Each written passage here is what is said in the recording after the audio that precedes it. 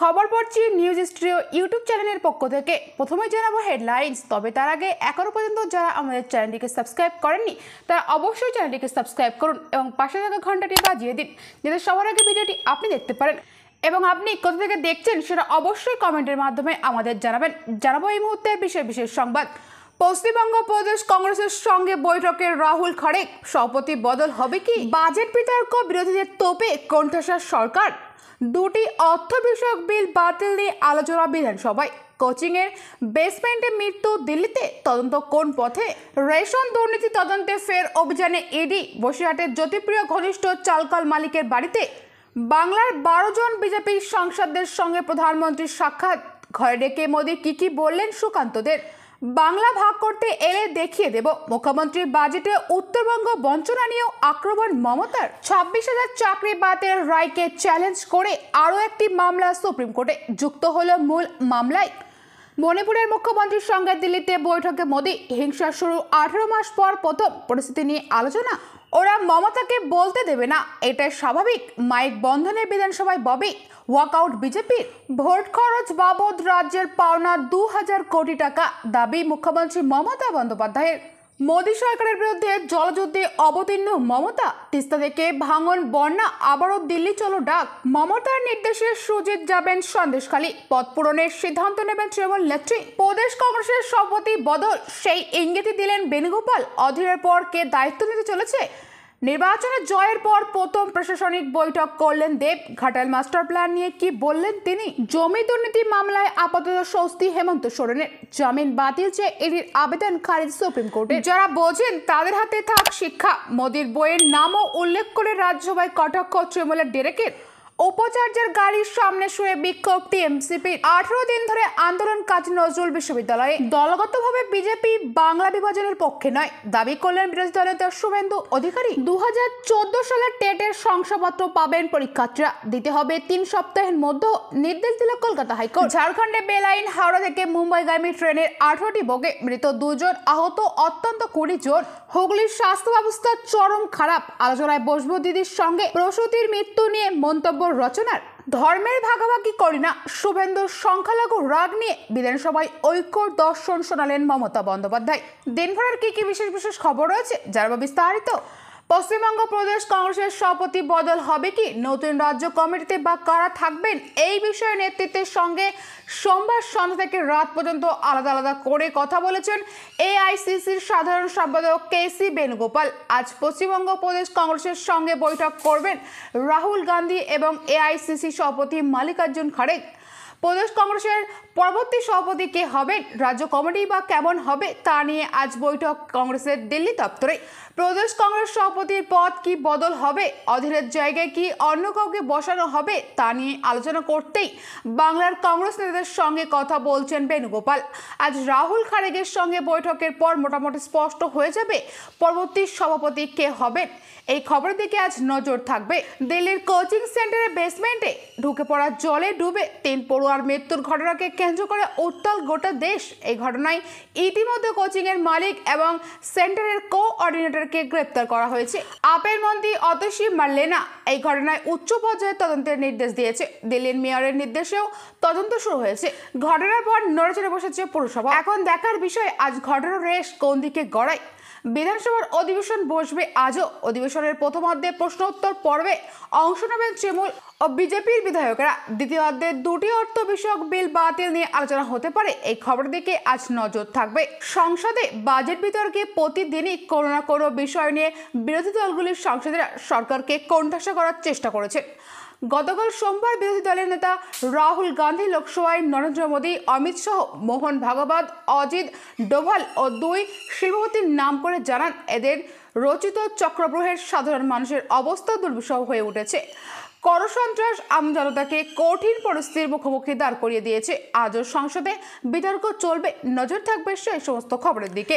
Ration দুর্নীতি মামলার তদন্তে আজ মঙ্গলবার ভোরে ফের অভিযান ইডির। এবারও সেই বসিরহাটেই প্রাথমিকভাবে খবর। মঙ্গলবার ভোরে বসিরহাটে বারিক বিশ্বাশ্রমে এক চালকল মালিকের বাড়িতে তল্লাশির অভিযানে গিয়েছে এনফোর্সমেন্ট ডিরেক্টর ইডির অফিসারেরা। সঙ্গে রয়েছেন কেন্দ্রীয় বাহিনীর জওয়ানেরা। সূত্রের খবর, এই রেশন দুর্নীতি মামলায় গ্রেপ্তার রাজ্যের প্রাক্তন খাদ্যমন্ত্রী জ্যোতিপ্রিয় মল্লিকের ঘনিষ্ঠ বসিরহাটের ওই ব্যবসায়ী চালকাল সহ মোট 10টি জায়গায় এদের তল্লাশি অভিযান চালানো হয়েছে বলে সূত্রের খবর। অভিযান চলছে বারিক বিশ্বাসের বসিরহাটের ফ্ল্যাটেও। প্রসঙ্গত, এর আগে জ্যোতিপ্রিয় ঘনিষ্ঠ আরও এক চালকাল মালিক বাকিবুর রহমানকে উত্তর 24 পরগনার দেগঙ্গা থেকে গ্রেপ্তার করেছিল ইডি। সন্দেশখালী কাণ্ডে গ্রেপ্তার শেখ শাহজাহানের বাড়িতেও প্রথম রেশন দুর্নীতির মামলা তদন্তে গিয়েছে আক্রান্ত হয়েছে। সূত্রের দাবি, রেশন দুর্নীতি মামলায় যে বিপুল পরিমাণ টাকা তছরূপ হয়েছে বলে অভিযোগ উঠে আসছে, সেই টাকার সঙ্গে বারিকের কোনো যোগাযোগ রয়েছে কিনা তা খতিয়ে দেখতে চায় এই অভিযান।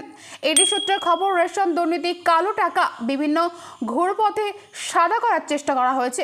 সেক্ষেত্রে এই ব্যক্তির কোনো মদত রয়েছে কিনা তা তদন্ত করে দেখছেন কেন্দ্রীয় সংস্থার অফিসারেরা। সূত্রের খবর, বারিককে জিজ্ঞাসাবাদের পাশাপাশি তার বিভিন্ন ব্যাংকের নথি ও অন্যান্য ব্যবসায়িক কাগজপত্র খতিয়ে দেখছে ইডি তদন্তকারী দল। এসএসসি স্কুল সার্ভিস কমিশনের অধীনে 26,000 চাকরি বাতিলের রায়কে চ্যালেঞ্জ করে আরও একটি মামলা দায়ের হলো সুপ্রিম কোর্টে। গতকাল সোমবার শীর্ষ আদালতে মামলাটি শুনানি ওঠে। প্রধান বিচারপতি ডিওয়াই চন্দ্রচূড় এবং বিচারপতি জেবি পাটিওয়ালা এছাড়াও বিচারপতি মনোজ মিশ্রের বেঞ্চে জানায়, মূল মামলার সঙ্গে এই মামলাটি যুক্ত করে শুনানি হবে।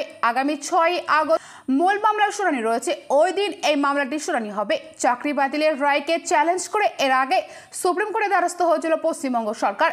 এসএসসির অধীনে 25,753 জনের চাকরি বাতিলের নির্দেশ দিয়েছিল কলকাতা হাইকোর্ট। সেই নির্দেশকে চ্যালেঞ্জ করে সুপ্রিম কোর্টে গিয়েছিল রাজ্য সরকার। পৃথকভাবে মামলা করে রাজ্য শিক্ষা দপ্তর, এসএসসি এবং মধ্যশিক্ষা পর্ষদ। তারপর সুপ্রিম কোর্টে দফায় দফায় মামলা করেন হাইকোর্টের নির্দেশে চাকরিহারাদের কয়েকজনও। সোমবার সেই রকমই কয়েকজন চাকরিহারার মামলা সুপ্রিম কোর্টের শুনানির জন্য ওঠে। প্রধান বিচারপতির বেঞ্চ জানায়, মূল মামলার সঙ্গে যুক্ত করেই এর শুনানি হবে। এসএসসির নিয়োগ নিয়ে দুর্নীতির অভিযোগ ওঠে কলকাতা হাইকোর্টের বিচারপতি দেবাংশু বসাক এবং বিচারপতি মোহাম্মদ সাব্বার রশিদের ডিভিশন বেঞ্চে 2016 সালের নিয়োগ প্রক্রিয়ায় বাতিল ঘোষণা করে। তার ফলে চাকরি যায় 25,753 জনের, যারা মেয়াদ উত্তীর্ণ প্যানেলে চাকরি পেয়েছিলেন। যারা সাদা খাতা জমা দিয়ে চাকরি পেয়েছিলেন তাদের বেতন ফেরত দেওয়ার নির্দেশ দেওয়া হয়। 4 সপ্তাহের মধ্যে 12% হারে সুদ সহ বেতন ফেরত দিতে বলা হয় ওই চাকরি প্রাপকদের। সেই নির্দেশের বিরুদ্ধে সুপ্রিম কোর্টে একাধিক মামলা উঠেছে। ঝাড়খণ্ডের মুখ্যমন্ত্রী হেমন্ত সোরেনের জামিন খারিজের আবেদন নাকচ করে দিল সুপ্রিম কোর্ট। জমি দুর্নীতি মামলা এনফোর্সমেন্ট ডিরেক্টর এডির ওই আবেদন করেছিল, অর্থাৎ বাজার রইল ঝাড়খণ্ড হাইকোর্টের গত 28 জনের নির্দেশে হেমন্তর প্রসঙ্গে ঝাড়খণ্ড হাইকোর্টের পূর্ববর্তী রায়টিকে যুক্তিযুক্ত বলে মনে করছে শীর্ষ আদালত। গতকাল সোমবার শুনানির পরেও বহাল রইল হেমন্তর জামিন।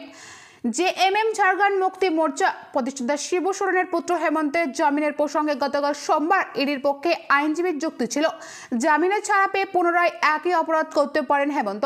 যদিও হেমন্তর আইনজীবী বলেন তাকে মিথ্যা মামলায় ফাঁসানো হয়েছে। প্রসঙ্গত, গত 31 জানুয়ারি ঝাড়খণ্ডের জমি দুর্নীতি সংক্রান্ত বেআইনি লেনদেনের মামলায় জেএমএম নেতা হেমন্তকে গ্রেপ্তার করেছিল তদন্তের দায়িত্বপ্রাপ্ত কেন্দ্রীয় সংস্থা এনফোর্সমেন্ট ডিরেক্টর এডি।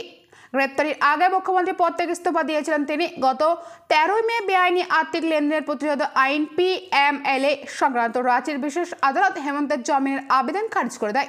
এরপরে ঝাড়খণ্ড হাইকোর্টে জামিনের আবেদন জানান তিনি। অবশেষে 28 জুন হাইকোর্টের জামিনের আবেদন মঞ্জুর হওয়ার পর 5 মাস পরে জামিনে মুক্তি পান জেলবন্দি হেমন্ত। জামিনে মুক্তি পাওয়ার পরে গত 4 জুলাই জেএমএম নেতা হেমন্ত ফের মুখ্যমন্ত্রী পদে শপথ নেন। এরপরে হেমন্তের জামিন বাতিল করার জন্য সুপ্রিম কোর্টে দ্বারস্থ হয়েছিল ইডি। আবগারি দুর্নীতি কাণ্ডে দিল্লির মুখ্যমন্ত্রী অরবিন্দ কেজরিওয়ালের বিরুদ্ধে চার্জশিট দিল সিবিআই। দিল্লির রাউস অ্যাভিনিউ আদালতে গতকাল সোমবার পেশ করা হয়েছে চার্জশিট। এর আগে এই মামলার একটি প্রধান এবং 4টি সাপ্লিমেন্টারি চার্জশিট পেশ করেছিল সিবিআই। ওই চার্জশিটগুলিতে দিল্লির উপমুখ্যমন্ত্রী মনীষ সিসোদিয়া, তেলেঙ্গানার বিধান পরিষদের সদস্য কে কবিতা এবং অন্য কয়েকজনের বিরুদ্ধে অভিযোগ আনা হয়েছিল। সিবিআইয়ের তরফে জানানো হয়েছে, গতকাল সোমবার আবগারি দুর্নীতি কাণ্ডে যে চার্জশিট দিয়েছে তারা সেটাই চূড়ান্ত। চার্জশিটে তারা দাবি করেছে আপ প্রধানের নির্দেশ দলের নেতারাই কোটি কোটি টাকা দিয়েছিলেন মদের ব্যবসায়ী, বদলে নিয়েছিলেন সুবিধা। সিবিআই সূত্রে জানা গিয়েছে, কে কবিতার বিরুদ্ধে যে চার্জশিট পেশ করা হয়েছে তাতে তদন্তকারী সংস্থা জানিয়েছে 2021 সালের 16 মার্চ দিল্লির সচিবালয়ে কেজরিওয়ালের দফতরে গিয়ে তার সঙ্গে দেখা করেছিলেন ব্যবসায়ী মগুনেতা শ্রীনিবাসুলু রেড্ডি। তিনি টিডিপি তেলেগু দেশম পার্টির সাংসদ। রেড্ডি দিল্লিতে তার মতের ব্যবসার প্রসারের সাহায্যের জন্য কেজরির কাছে আর্জি জানিয়েছিল বলে দাবি সিবিআই সূত্রে। সিবিআই চার্জশিটে দাবি করছে, কেজরির কথা মেনে তার দলের শীর্ষ নেতা এবং সরকারি আধিকারিকদের প্রায় 90 থেকে 100 কোটি টাকা অনুদান হিসাবে আগাম দিয়েছিল রেড্ডি। আফগানিতে অদল বদল করার জন্য অভিযুক্ত বিজয় নায়ার, অভিষেক বৈনপল, দীনেশ আরোর মাধ্যমে ওই টাকা পাঠানো হয়েছিল বলে সিবিআই সূত্রে খবর। পরবর্তীতে রেড্ডিকে সুবিধা পাইয়ে দিতে আফগান নীতির খসড়া তৈরি করা হয়েছিল। সিবিআই দাবি, এর ফলে সুবিধা পেতে চেয়েছিলেন মদ উৎপাদনকারী, পাইকারি এবং খুচরো বিক্রেতারা। এই আফগানি দুর্নীতি কাণ্ডে গত মার্চ মাসে কেজরিকে গ্রেপ্তার করে ইডি, তারপরে হেফাজতে নেয় সিবিআই। শুক্রবার আপ দাবি করেছে, কেজরির সঙ্গে রাজনৈতিক বন্দীর মতো ব্যবহার করা হচ্ছে।